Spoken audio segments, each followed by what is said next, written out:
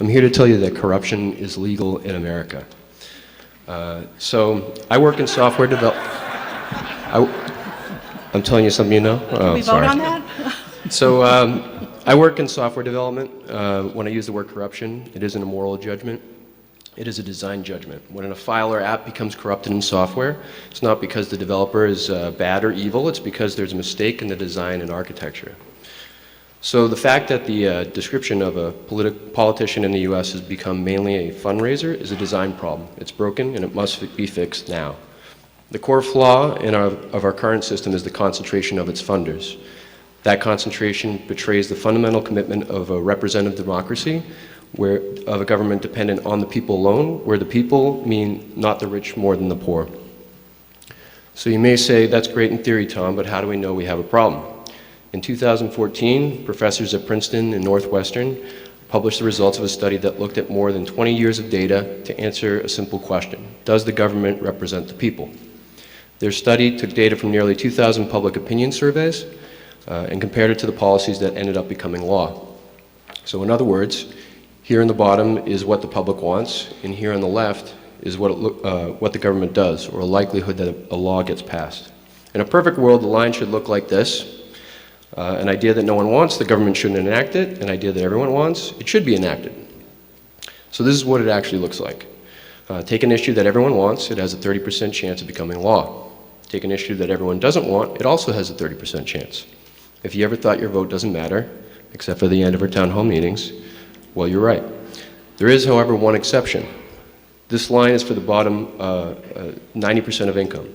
The top 10%, wealthy and special interest, they have their own line.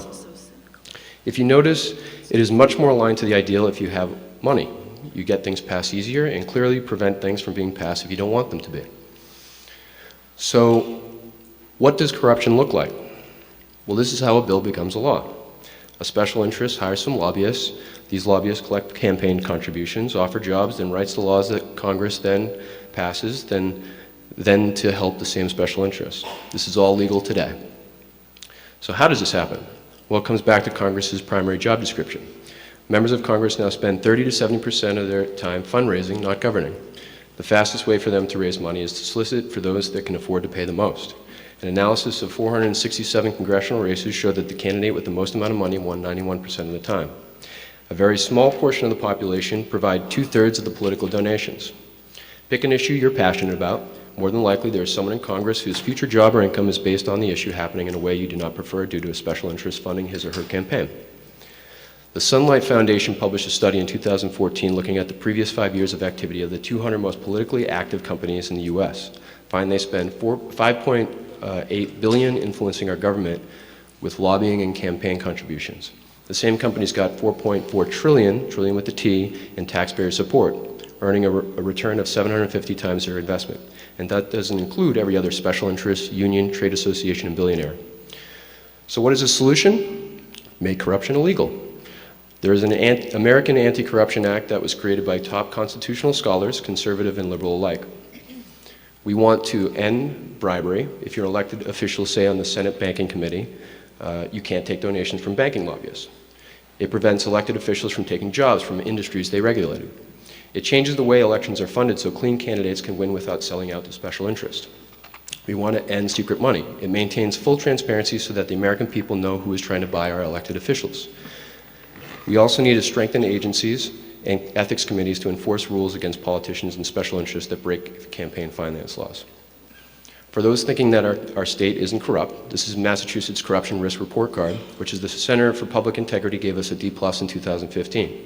You may be aware that the 3 consecutive speakers of the Massachusetts State House have been convicted of felonies and forced to resign. Sal Damasi, the latest, was sentenced to 8 years in federal prison. The purpose of this resolution is for Andover to send a statement to the legislators that we support tough new state and federal anti-corruption legislation. It does not call for a particular passage of any specific legislation, but gives us a voice in our town in supporting a form of such legislation in the future. A vote yes is joining 8 and counting other Massachusetts towns and showing you support more to be done to make corruption illegal in Massachusetts and the US. Thank you for your support. Thank you.